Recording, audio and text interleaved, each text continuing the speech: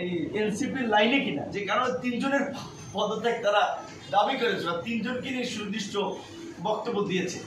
তো যাই হোক, এই কারণে আমরা যেটা বলছি, এর আগে আপনারা শুনেছেন, সামগ্রিক প্রেক্ষাপটে মনে হচ্ছে যে আসলে আগামী জাতীয় নির্বাচনের জন্য আমাদের আরেকটা নিরপেক্ষ এবং নির্দলীয় তত্ত্বাবধায়ক সরকারের প্রয়োজন হবে।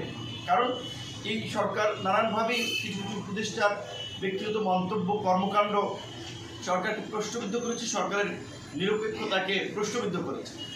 আমরা সরকারকে অনুরোধ করব, আহ্বান জানাবো যে এই যে ঢাকা উত্তরের সিটি কর্পোরেশনের প্রশাসক পদে ইশরাক হোসেনকে আদালত ডিরেকশন দিয়েছে, দক্ষিণের মেয়র পদে আদালত তাকে ডিরেকশন দিয়েছে, কিন্তু আপনারা লক্ষ্য করেছেন সেখানে এই এনসিপির উপদেষ্টা যারা আসিফ মাহমুদ, তিনি সেটার বিরুদ্ধে, তিনি তাকে বসতে দিতে চাচ্ছেন না বা শপথ পড়াতে চাচ্ছেন না। শেষ পর্যন্ত তারা আবার কোর্টে রিট করিয়েছেন এবং ইশরাক হোসেনের সমর্থকরা নগর ভবন থেকে শুরু করে এখন কাকরাইল, যমুনার বিভিন্ন জায়গায় আন্দোলন করছে। তো এই আন্দোলনের দিকে ঠেলে দিল কে? সরকার। কারণ উপদেষ্টা সে পিচ্ছি হোক আর বড় হোক, গ্রাজুয়েট হোক আর আন্ডার গ্রাজুয়েট হোক, সে তো উপদেষ্টা, নাবালক হোক আর সাবালক হোক, সে তো উপদেষ্টা। এখন সেই তো এই ক্রাইসিসটা তৈরি করবে। এই যে আজকে এখন একটা দলকে জনগণের মাঝে দেখানো হচ্ছে যে তারা জনদুর্ভোগ তৈরি করে মেয়র পদে বসতে কর্মসূচি পালন করছে। এই পরিস্থিতিটা তো সরকার এবং উপদেষ্টা, এই উপদেষ্টা তৈরি করবে। এই রকমের ব্যক্তিগতভাবে যাদের বিদ্বেষ রয়েছে তারা তো উপদেষ্টা পদে থাকতে পারে না।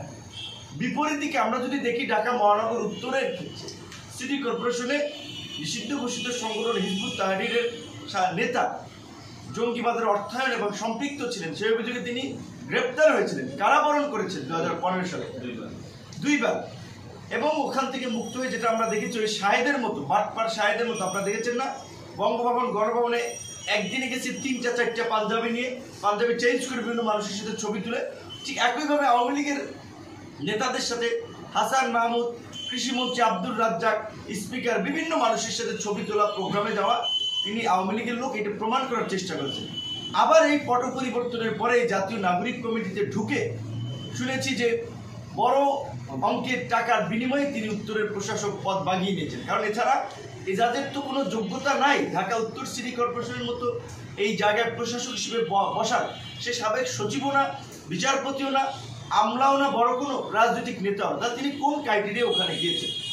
আর এই ধরনের একজন ব্যক্তিকে নিয়োগের মাধ্যমে আমরা যেটা দীর্ঘদিন ধরে নানানভাবে শুনে আসছি যে সরকার উগ্রপন্থীদেরকে পৃষ্ঠপোষকতা করছে, উগ্রপন্থীদেরকে স্পেস দিচ্ছে। তো এটি তো প্রমাণিত হয় তাহলে এজাজের নিয়োগের মাধ্যমে। এই জায়গা থেকে আমরা খুব উদ্বিগ্ন যে সরকার এরকম আরও বিভিন্ন পর্যায়ে উগ্রপন্থীদের এই নিষিদ্ধ কার্যক্রমের সাথে জড়িতদেরকে কোথায় কোথায় বসিয়েছে। যেই কারণে আমরা বলেছি যে এই উত্তরের প্রশাসক নিয়োগ থেকে শুরু করে, যেহেতু একেবারেই তাদের রাজনৈতিক দ্বন্দ্ব, রাজনৈতিক স্বার্থের বিষয়গুলো সামনে এসেছে তাদের কথাবার্তা কাজের মাধ্যমে, সেই কারণে এই দুই ছাত্র উপদেষ্টার পদত্যাগটা সরকারের জন্য খুবই প্রয়োজন। জনগণের মাঝে সরকারের আস্থা ফেরাতে খুবই দরকার। তাই আমরা প্রফেসর ডক্টর মোহাম্মদ ইউনূসকে অনুরোধ জানাবো, অনতিবিলম্বে আপনি এই ছাত্র উপদেষ্টাদেরকে অপসারণ করুন এবং সরকারের নিরপেক্ষতা নিশ্চিত করতে যেই প্রশ্নগুলো উঠছে সেগুলোর একটা সুরাহার দিকে আপনাকে যেতে হবে। আজকে যেই নির্বাচন কমিশন সকল দলের সাথে আলোচনা করে নেওয়া হলো, আমরা নাম দিয়েছি, আমাদের সাথে আলোচনা করা হলো, বিএনপির সাথে, জামাতের সাথে, এই ছাত্রদের সাথে, সবার সাথে কিন্তু আলাপ আলোচনা করে আমরা ওনাদের সাথে 2 দফায় কথা বলেছি। অত্যন্ত ভালো মানুষ, তাদের সেই ভীষণ আমরা দেখতে পাচ্ছি নির্বাচনী রোডম্যাপ নিয়ে তারা কাজ করছেন অলরেডি। সেখানে এই নির্বাচনকে পেছানোর জন্য একটা ষড়যন্ত্র করছেন, এই নির্বাচন কমিশনের সামনে কর্মসূচি পালন করছে। আরে ভাই, তোমাদের তো